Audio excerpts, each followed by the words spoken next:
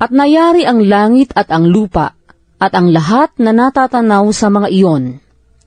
At nang ikapitong araw, ay nayari ng Diyos ang kanyang gawang ginawa, at nagpahinga ng ikapitong araw sa madlang gawa niyang ginawa. At binasbasa ng Diyos ang ikapitong araw at kanyang ipinangilin, sapagkat siyang ipinagpahinga ng Diyos sa madlang gawang kanyang nilikha at ginawa. Ito ang pinangyarihan ng langit at ng lupa, nang likhain noong araw, na gawin ng Panginoong Diyos ang lupa't langit. At wala pa sa lupang kahoy sa parang, at wala pang anumang pananim na tumutubo sa parang, sapagkat hindi pa pinauulanan ng Panginoong Diyos ang lupa. At wala pang taong magbukid ng lupa. Ngunit may isang ulap na napaitaas buhat sa lupa, at dinilig ang buong ibabaw ng lupa. At nilalang ng Panginoong Diyos ang tao sa alabok ng lupa, at hiningahan ang kanyang mga butas ng ilong ng hininga ng buhay, at ang tao ay naging kaluluwang buhay. At naglagay ang Panginoong Diyos ng isang halamanan sa Eden, sa dakong silanganan, at inilagay niya roon ang taong kanyang nilalang. At pinatubo ng Panginoong Diyos sa lupa ang lahat na punong kahoy na nakalulugod sa paningin at mabubuting kanin. Gayon din ang punong kahoy ng buhay sa gitna ng halamanan, at ang punong kahoy ng pagkakilala ng mabuti at masama. At may isang ilog na lumabas sa Eden, na dumilig sa halamanan, at mula rooy nabahagi at nag-apat na sanga. Ang pangalan ng una ay Pison, na siyang lumiligid sa buong lupain ng Habila, na dooy may ginto. At ang ginto sa lupang yaoy mabuti. Mayroon din naman doong bedelyo at batong onyx. At ang pangalan ng ikalawang ilog ay Gihon, na siyang lumiligid sa buong lupain ng Cush.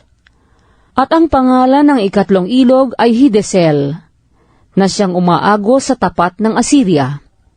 At ang ikaapat na ilog ay ang Euphrates. At kinuha ng Panginoong Diyos ang lalaki at inilagay sa halamanan ng Eden upang kanyang alagaan at ingatan. At iniutos ng Panginoong Diyos sa lalaki na sinabi, sa lahat ng punong kahoy sa halamanan ay makakakain ka na may kalayaan. Datapwat sa kahoy ng pagkakilala ng mabuti at masama ay huwag kang kakain. Sapagkat sa araw na ikaw ay kumain niyaon, ay walang pagsalang mamamatay ka. At sinabi ng Panginoong Diyos, hindi mabuti na ang lalaki ay mag-isa. Siya'y ilalalang ko ng isang katulong niya. At nilalang ng Panginoong Diyos sa lupa ang lahat ng hayop sa parang, at ang lahat ng ibon sa himpapawid, at pinagdadala sa lalaki, upang maalaman kung anong itatawag niya sa mga iyon. At ang bawat itinawag ng lalaki sa bawat kinapal na may buhay, ay yaon ang naging pangalan niyaon. At pinanganlan ng lalaki ang lahat ng mga hayop, at ang mga ibon sa himpapawid, at ang bawat ganid sa parang. Datapwat sa lalaki ay walang nasumpungang maging katulong niya. At hinulugan ng Panginoong Diyos ng di kawasang himbing ang lalaki, at siya'y natulog. At kinuha ang isa sa kanyang mga tadyang, at pinapaghilom ang laman sa dakong yaon. At ang tadyang na kinuha ng Panginoong Diyos sa lalaki ay ginawang isang babae, at ito'y dinala niya sa lalaki.